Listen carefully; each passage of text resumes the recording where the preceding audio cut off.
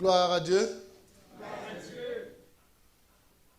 Je rends grâce à son Saint-Nom pour sa présence parmi nous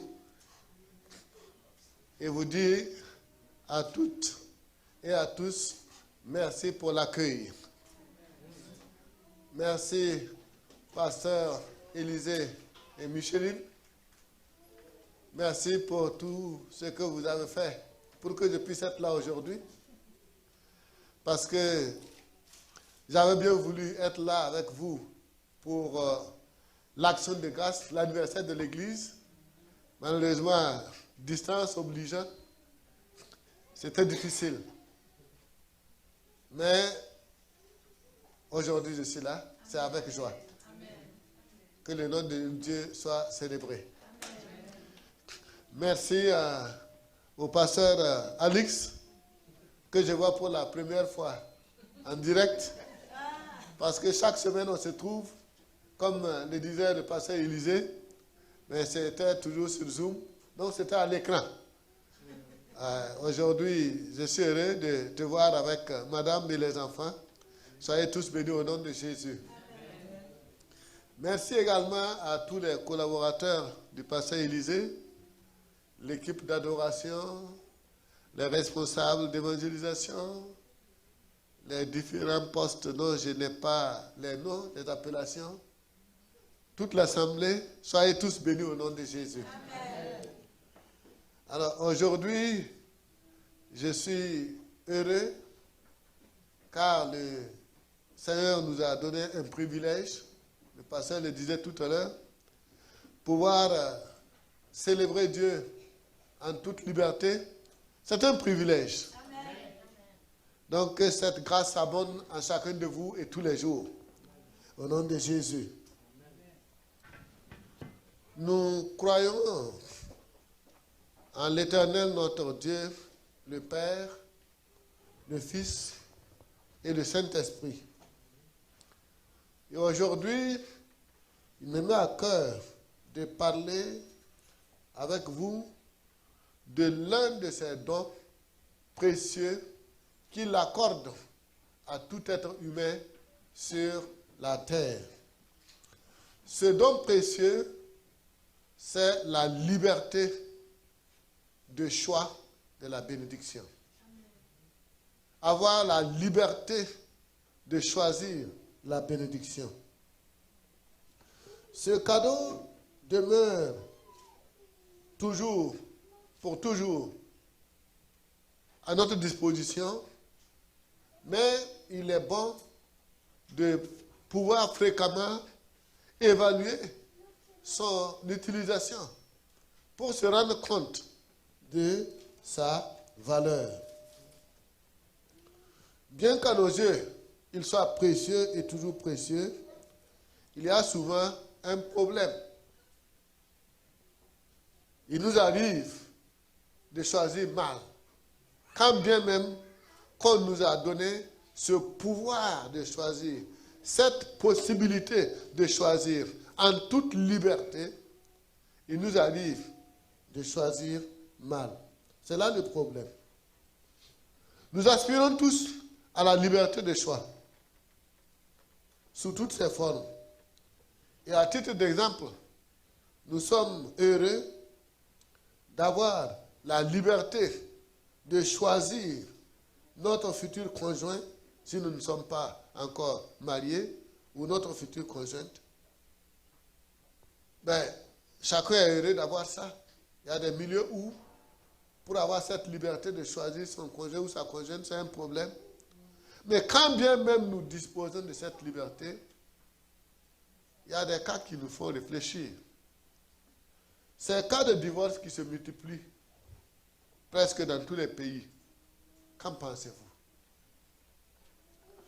Nous sommes heureux de constater que nous avons la liberté de faire de notre corps ce que nous voulons. Chacun dit, je suis libre de vivre comme je veux. Je suis libre de faire de mon corps ce que je veux. Mais combien on détruit leur corps malgré cette liberté qui les aurait permis d'en prendre soin, de bien gérer, et de rendre grâce à Dieu avec. Dans cette même liberté, il y en a qui l'ont détruit. Un troisième exemple, la liberté de croire ou de ne pas croire en Dieu.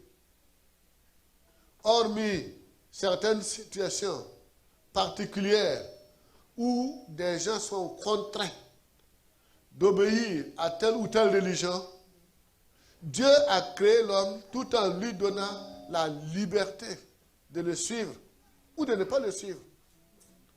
À l'homme de savoir choisir.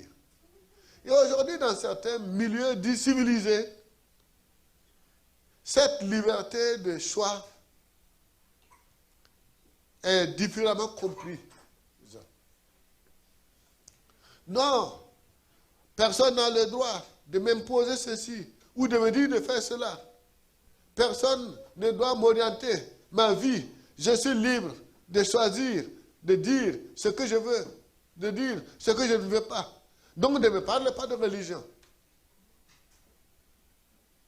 Frères et sœurs, ce problème nous amène à penser, à réfléchir et à nous demander souvent, qu'est-ce que j'ai fait de ce don que Dieu m'a offert, de cette liberté de choix de la bénédiction? Est-ce que réellement j'ai pu l'utiliser comme il faut? Est-ce que je ne l'ai pas utilisé comme il faut?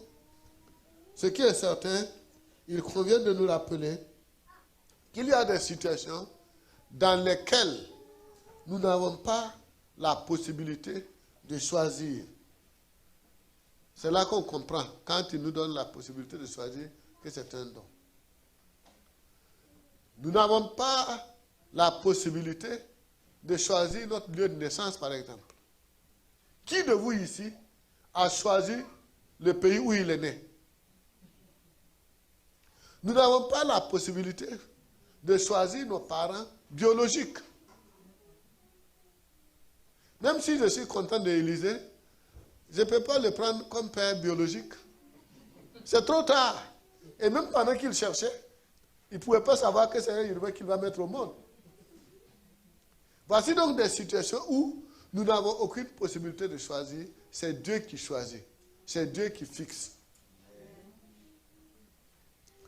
Et où que il nous place, quelle que soit la situation où nous nous trouvons, il nous donne toujours la possibilité de le louer et de le célébrer comme toute autre personne dans n'importe quel coin du monde. Alléluia. Il n'y a pas quelqu'un qui puisse dire, parce que Dieu m'a créé comme ça, je ne peux pas le louer. Parce que Dieu m'a fait naître dans tel pays, je ne peux pas le célébrer. Où que ce soit, nous pouvons toujours le glorifier et jouir de ses riches bénédictions. Alors, et ce dont Dieu m'a surtout mis à cœur et que je veux partager avec vous, c'est le choix fondamental, à savoir le choix qui, à la fois, va nous permettre d'être sauvés sur cette terre, de vivre bien sur cette terre et de servir Dieu durant toute notre vie. Et ensuite, d'aller au ciel et vivre éternellement avec lui. Si nous devrions acheter tout cela, combien ça allait nous coûter? Mais tout ce que Dieu nous demande, un choix, pas plus qu'un choix. J'imagine que le monde moderne connaît peut-être peu certaines pratiques, comme l'idolâtrie. Mais certaines appréhensions aveuglent les gens et les empêchent de croire en Dieu. Parce que le passage que je vais lire parle un peu de cela. Quoi qu'il en soit, ce que Dieu veut, c'est que vous puissiez faire le bon choix en ce qui le concerne. Ce que Dieu veut, c'est que nous puissions faire le bon choix en ce qui le concerne, pour le suivre et pour le servir. La liberté de choix pour la bénédiction est donnée par Dieu le Père. Lisons le livre de Josué au chapitre 24, les versets 14 à 15. Josué 24, versets 14 à 15. Il est écrit là-bas ceci: Maintenant, craignez l'Éternel et servez-le avec intégrité et fidélité. Faites disparaître les dieux que vos ancêtres servaient de l'autre côté de l'Euphrate et en Égypte, et servez l'Éternel. Mais si vous ne trouvez pas bon de servir l'Éternel, choisissez aujourd'hui qui vous voulez servir, soit les dieux. Ah oui, merci, j'ai oublié que nous pouvons suivre ensemble une même traduction. Alors, levez la voix et lisez. Et si vous ne trouvez pas bon de servir l'Éternel, choisissez aujourd'hui qui vous voulez servir, ou les dieux qui servaient vos pères au-delà du fleuve, ou les dieux des Amoréens dans le pays desquels vous habitez. Moi et ma maison, nous servirons l'Éternel. Alléluia. Une liberté de choix qui est offerte au peuple d'Israël. Mais avant le peuple d'Israël, nous allons revenir là-dessus, cette liberté de choix, Dieu l'a donnée à tout être humain depuis la création. Si nous lisons dans Genèse au chapitre 2, versets 16 et 17, il est dit là-bas, Genèse 2, versets 16 et 17,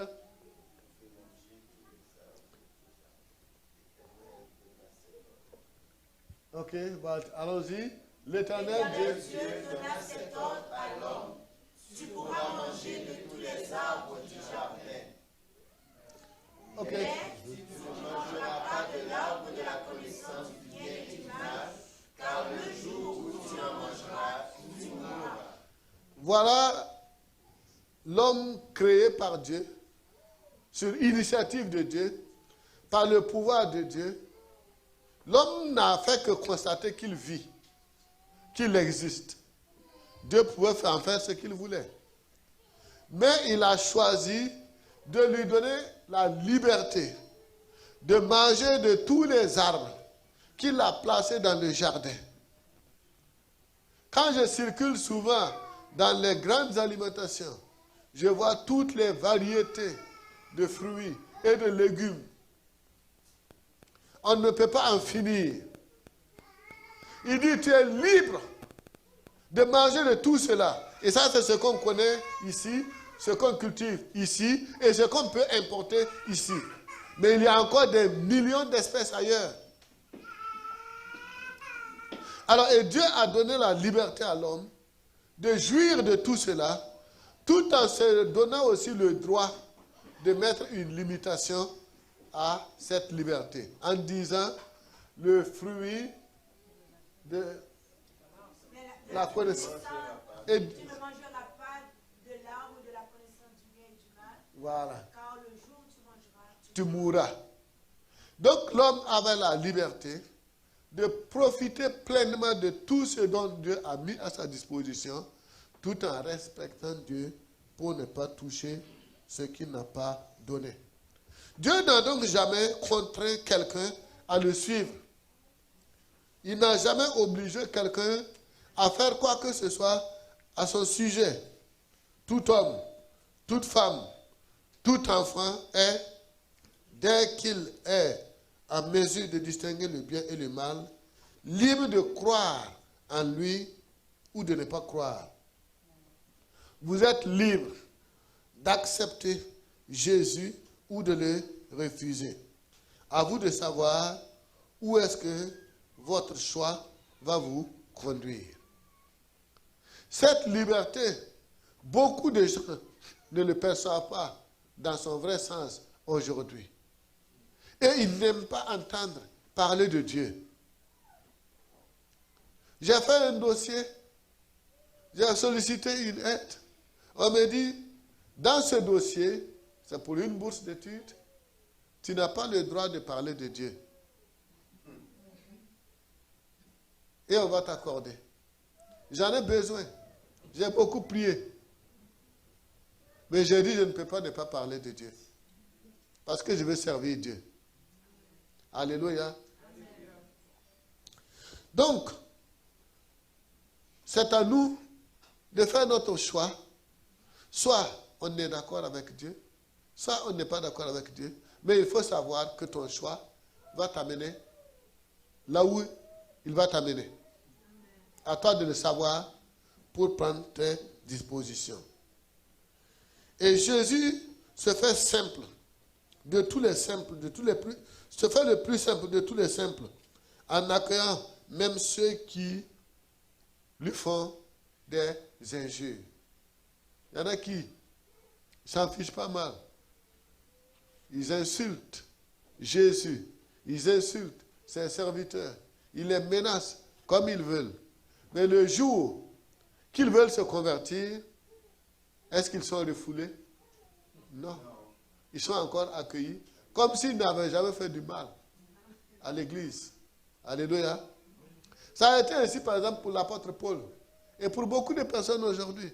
L'apôtre Paul qui persécutait l'église, qui ne voulait pas entendre parler de l'évangile de Jésus-Christ. Le jour qu'il a rencontré le Seigneur, ce sont les premiers chrétiens de l'église qui l'ont accueilli, qui ont prié pour lui, afin qu'il recouvre les yeux. La Bible n'a jamais dit qu'il y eut un procès contre Paul pour dire, maintenant tu viens ici, nous on t'a eu, on va voir ton cas. Alléluia. La Bible t'invite à te préparer pour en assumer les conséquences de ton choix. Personne d'autre ne le fera à ta place.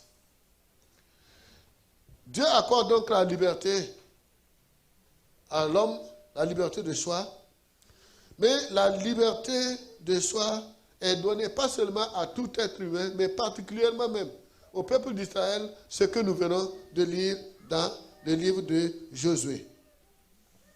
C'est une exhortation qu'il a lancée ici pour les hommes de son temps, les Israélites, mais aussi pour nous aujourd'hui. Le peuple d'Israël a été d'abord conduit par Moïse en direction de Canaan, mais ensuite c'est Josué qui a pris la relève pour les y amener. Mais lorsqu'il a pris la relève, il les a conduits, ils sont arrivés en Canaan. Ils sont arrivés à la terre promise. Donc c'était la joie, c'était la satisfaction totale. Parce que ce qui a été promis depuis Abraham, il voit l'accomplissement. Combien de générations ont passé sans avoir vu? Donc ces Israélites qui étaient arrivés étaient bel et bien dans la joie. Mais vous savez, lorsque vous voyez l'accomplissement de ce que Dieu a promis, l'évolution, c'est vraiment une grande joie. Que Dieu vous donne de voir l'accomplissement des promesses qu'il a faites en chacun de vous. Et lorsqu'il y a ce genre de situation qui s'améliore, ça pousse aussi à des changements. Ça pousse à envie de ne plus être comme avant. Quelques exemples. Lorsqu'un homme pauvre devient riche, qu'est-ce qu'il fait? Tout de suite, il a envie de tout changer. Changer de voiture, changer de maison. Et il y en a même qui vont demander à changer de femme. Parce que sa situation n'est plus celle d'hier. Ou encore, la femme qui trouve de la promotion dans ses affaires ou en termes d'autorité, trouve que ce vieux-là, il faut le mettre de côté. Elle n'a plus son temps. Alors, le peuple d'Israël risquait de subir ça. Le fait de quitter l'esclavage et de se retrouver maintenant dans une bonne posture, dans une bonne position d'aisance, là où coule le lait et le miel, ça pouvait les amener à des changements négatifs envers Dieu. Voilà pourquoi son Esprit Saint a inspiré Josué pour leur faire cet avertissement. Écoutez, parmi vous, il y a 3 groupes, on peut vous regrouper en 3 catégories. Il y a une catégorie de personnes. Dans cette catégorie de personnes, on a ceux-là qui suivaient les dieux des Babyloniens au-delà de l'Euphrate et qui tiennent toujours à suivre les mêmes dieux, secrètement. Si vous tenez à garder ces mêmes croyances, ça, c'est votre affaire. D'autres, pendant leur séjour en Égypte, ont cru aux dieux égyptiens et quand bien même Dieu a fait des miracles, il les a fait sortir, ils tenaient toujours à adorer ces mêmes idoles qu'ils ont connues en Égypte. Il y a un 3e groupe, eux, c'est les dieux des Amoréens, qui se trouvent en Canaan, là où ils sont arrivés. Ils arrivent, ils oublient tout ce que Dieu a fait pour eux, ils trouvent qu'il y a tel Dieu, et il a ces cités dans la Bible. Il a dit, les Baal-Péor, les Astartés, etc.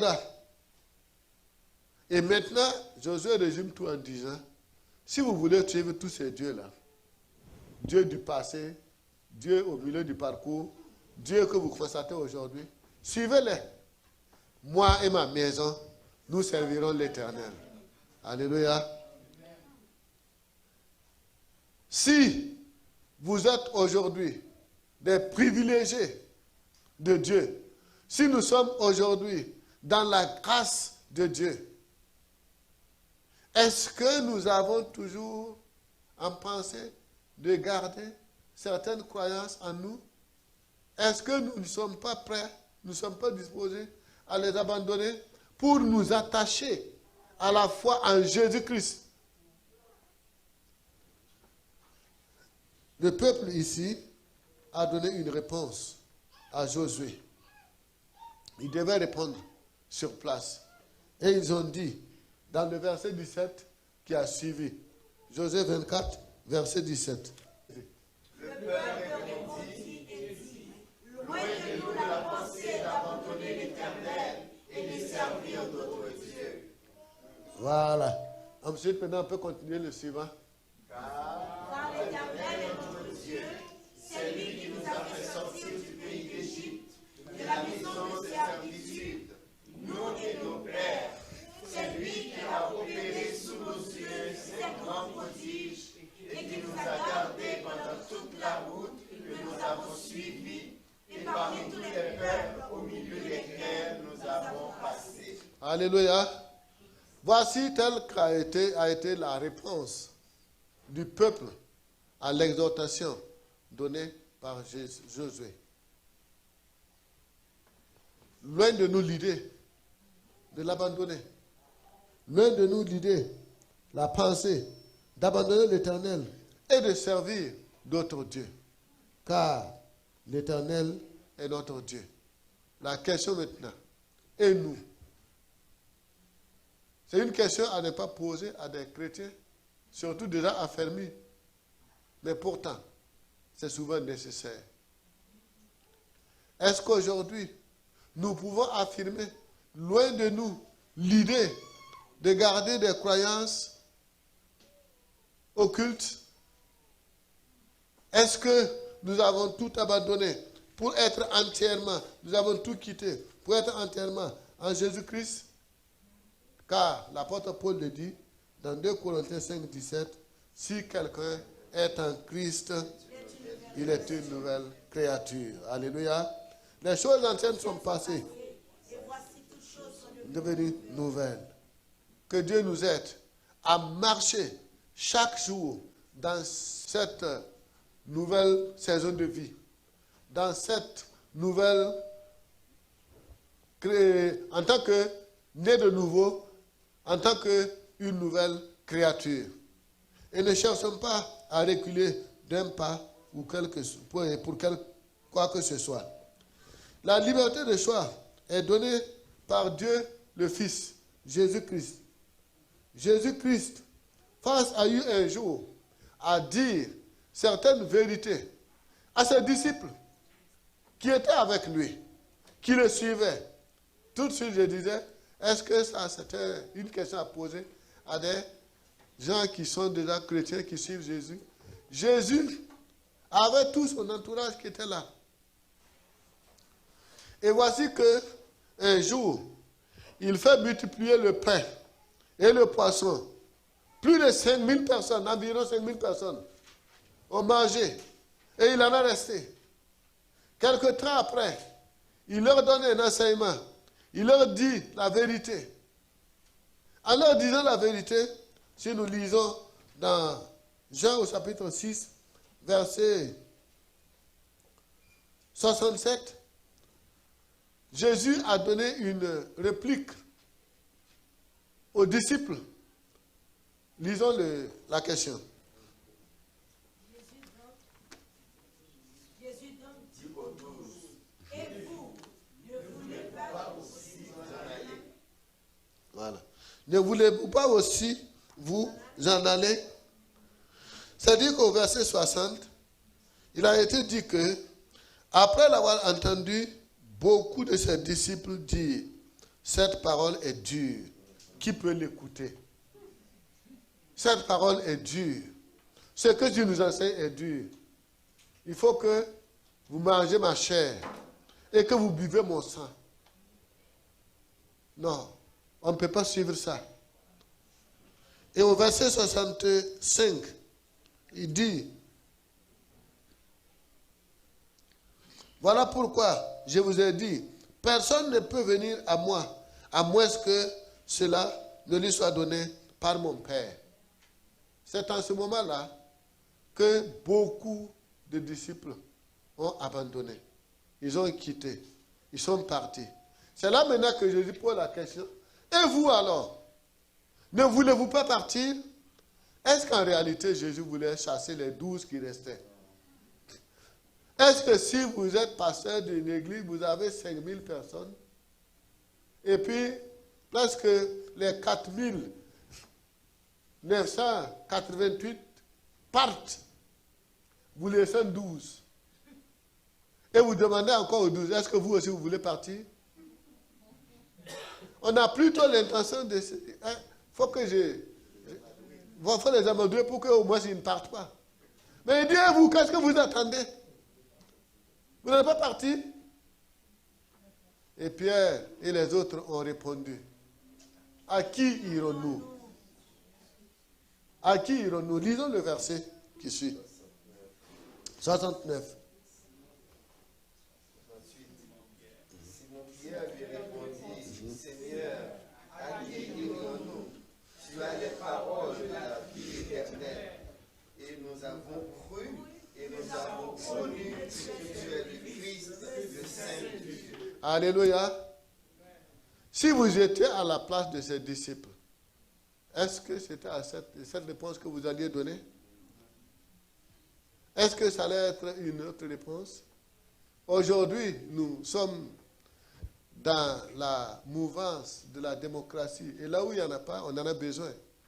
Et je fais une parenthèse à ce niveau pour vous demander de prier pour mon pays. Nous cherchons à asseoir la démocratie difficilement. On n'a que des successions de coups d'État. Nous avons besoin de vos soutiens dans la prière. Alors, donc, revenons sur ce que je disais. Dans ce temps où nous cherchons à faire la démocratie, est-ce qu'on ne va pas être souvent tenté de dire, mais c'est la majorité qui est partie. C'est plus de 99,99% qui sont partis. Donc, il vaut mieux partir. C'est la majorité qui gagne. Mais en Christ, ce n'est pas le cas. Ils ont dit, à qui irons-nous? Tu as la parole de la vie éternelle. Nous allons rester là. Alléluia. Amen. Que Dieu nous donne de rester là avec Jésus. Amen. Comme le disait un pasteur, Jésus et moi, nous faisons la majorité. Amen. Alléluia. Et Jésus plus tard, a donné certains propos qui leur permettaient maintenant de comprendre ce qu'il veut dire.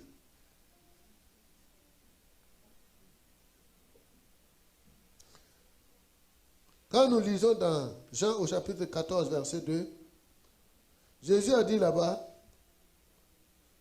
des propos qui affermissent ou qui permettent de mieux le comprendre et de faire le bon choix pour ne pas reculer.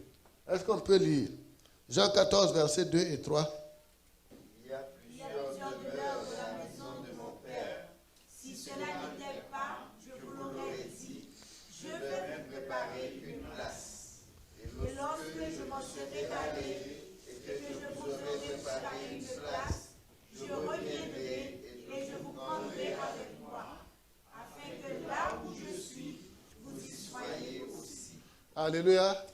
Est-ce que de telles promesses ne nous amènent pas plus facilement à faire le bon choix, à choisir le camp de Jésus pour jouir de toutes ces préparations qui se font pour nous?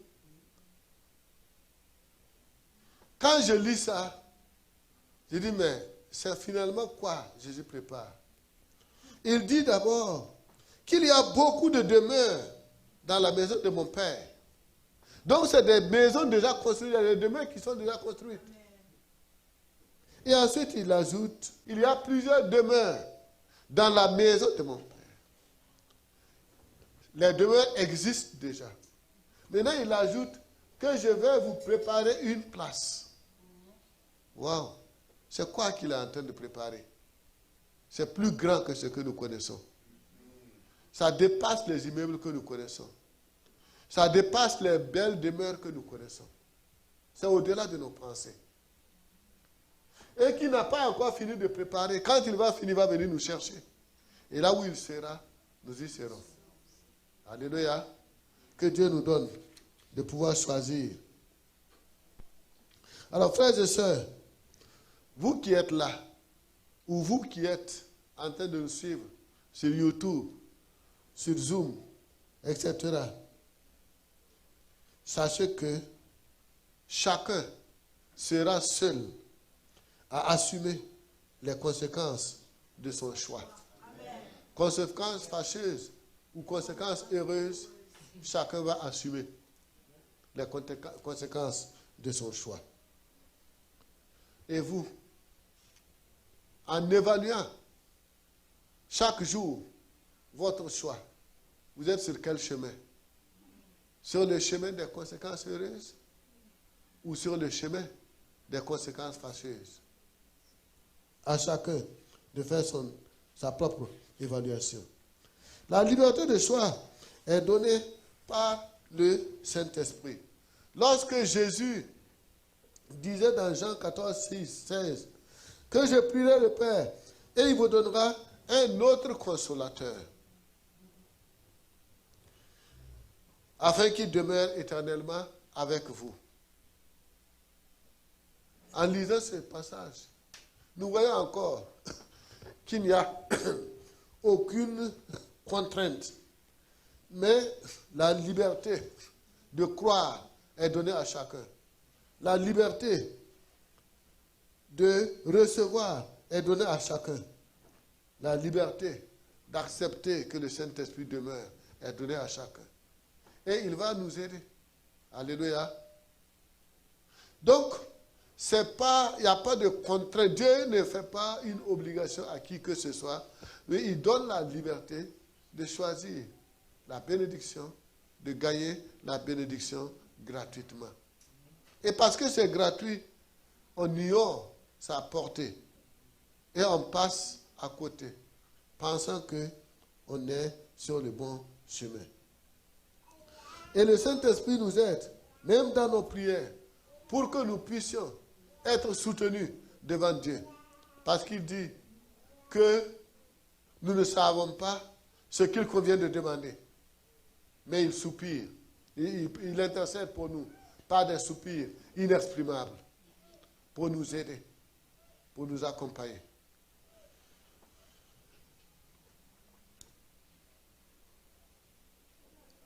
Nous disions alors qu'il y a lieu de réfléchir aux conséquences de nos choix pour ne pas subir le sort des mauvais choix. Dans Ecclésiaste, au chapitre 11, verset 9, il est dit là-bas, et j'aimerais qu'on le lise toujours ensemble. Ecclésiaste 9, 11 et 12, 1. Jeune homme, Ecclésiaste 11, 9. Bon, les traductions ne sont peut-être pas les mêmes. Jeune homme, réjouis-toi dans ton adolescence. Non, il donne 9, 11, 11, 9. Ah, ok. Non, non. Donc, allez à 12, 1. Voilà. Bon, j'ai ici lu second 21, donc ça. Voilà, donc lisons ensemble. Jeune homme. Réjouis-toi dans ta jeunesse, livre ton cœur à la joie pendant les jours de ta jeunesse.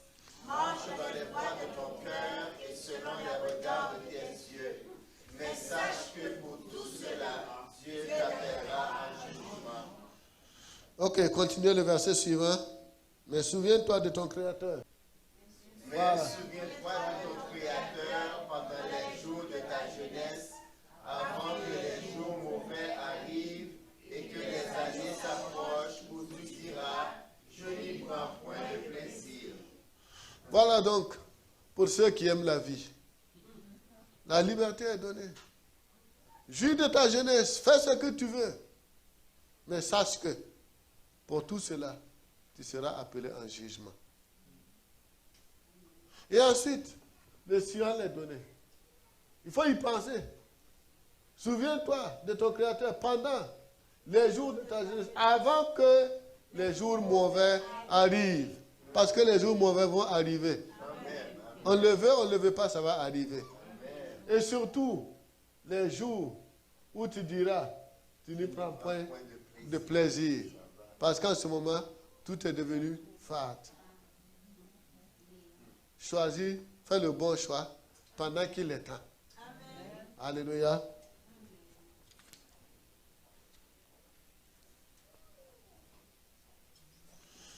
Cependant, si tu fais le bon choix, tu jouiras des retombées magnifiques de ton bon choix. Et personne ne pourra te l'arracher. C'est là la bonne nouvelle. Comme il est écrit dans Apocalypse 2, au verset 17. Apocalypse 2, verset 17, et nous tirons vers la fin. Apocalypse 2, 17. Voilà. Que celui qui a des oreilles Entends ce que l'Esprit dit aux églises. À celui qui vaincra, je donnerai de la manne cachée, et je lui donnerai un caillou blanc, et sur ce caillou est écrit un nom nouveau que personne ne connaît, si ce n'est celui qui le reçoit. Voici ce qui est réservé à celui qui fera toujours le bon choix. Et sachez que ce bon choix, ça se fait chaque jour dans notre marche avec Jésus. Dans ce choix, ça se fait à chaque catégorie de notre position dans l'Église. Vous avez des choix à faire chaque jour. Vous avez à les apprécier chaque jour. J'ai à les faire chaque jour. J'ai à les apprécier chaque jour. Pour ne pas faire un mauvais choix, mais plutôt pour faire le bon choix. Et voici ce qui est réservé. Et quand moi je fais l'évaluation de tout ce qui est promis, par rapport à ce qu'on demande, oh, on ne te demande pas de payer. On ne te demande pas de transpirer. Fais le bon choix. Clique le bon bouton. Et sois avec Jésus. Alléluia.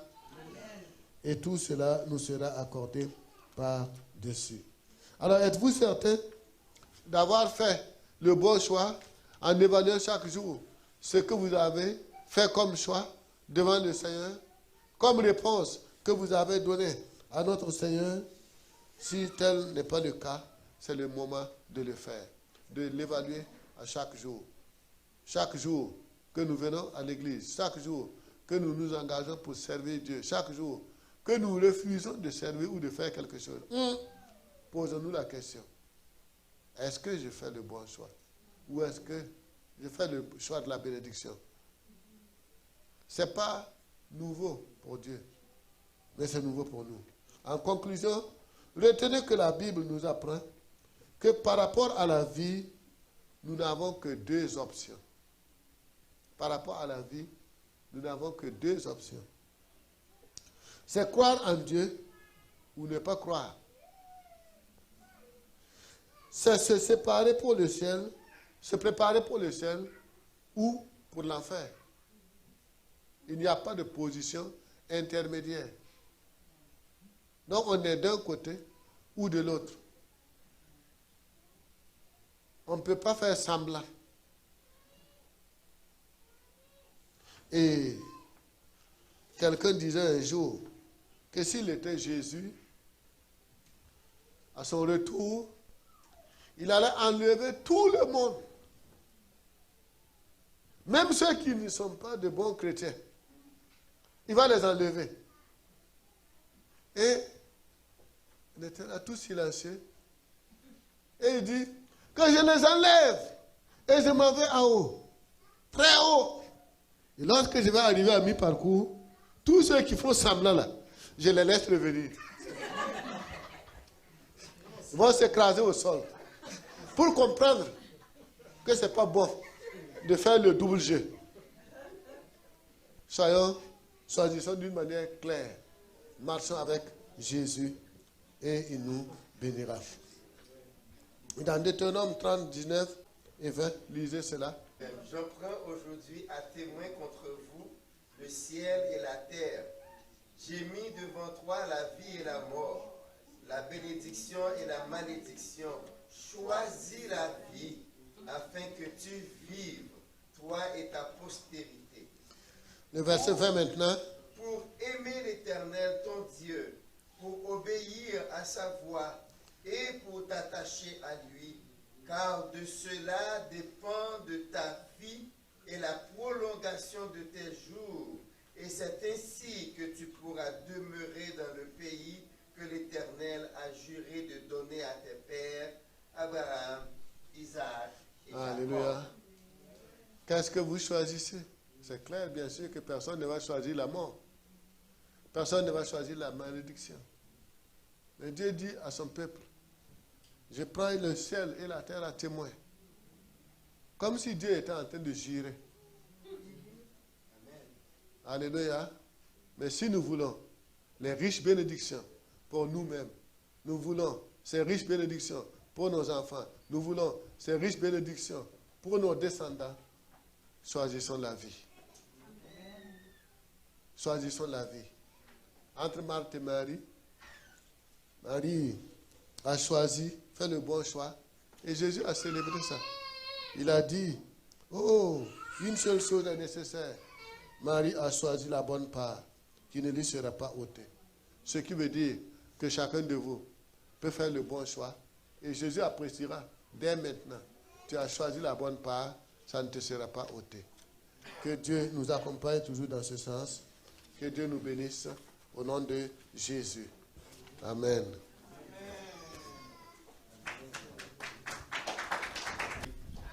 Amen. Nous remercions le Seigneur pour ce bon message que Pasteur Hubin nous a apporté ce matin, qui nous incite à faire le bon choix. Vous qui avez déjà choisi le Seigneur comme votre sauveur personnel, eh bien, vous avez fait le bon choix. Mais pour d'autres qui ne l'ont pas encore fait, eh bien, nous les invitons à choisir le Seigneur. Il y a un auteur qui a dit, au dernier jour, il y a de ceux-là à qui Dieu va dire que votre volonté soit faite. Vous avez choisi là où vous allez passer votre éternité. Donc, choisir Jésus maintenant, c'est choisir de passer son éternité dans la présence du Seigneur, dans la félicité bienheureuse. Amen. Merci encore, Pasteur Hubin, que le Seigneur vous bénisse.